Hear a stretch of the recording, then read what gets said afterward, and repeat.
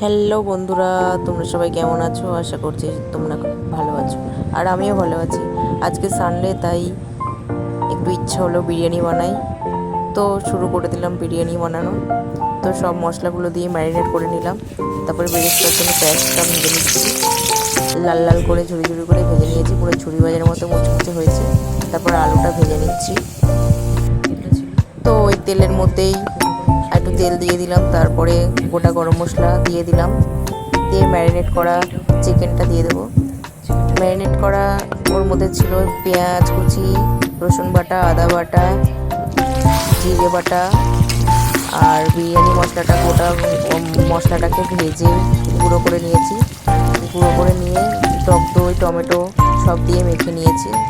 নুন হলুদ আর কি, এটা তো কমন ব্যাপার।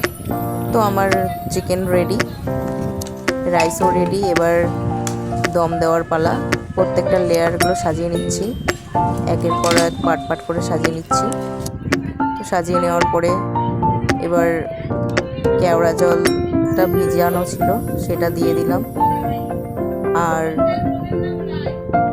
মশলাটা দিয়ে দিলাম লাস্টে, আর বেরেস্তাটা দিয়ে দিলাম। তারপরে এবারে ভাপ দেওয়ার পালা। তো একটু মিঠা তো দিয়ে দিলাম। তো আমাদের হাঁড়ি রেডি, এবার দমে বসিয়ে দিলাম। তো আমাদের ফাইনালি বিরিয়ানি রেডি, তোমরা চলে আসো।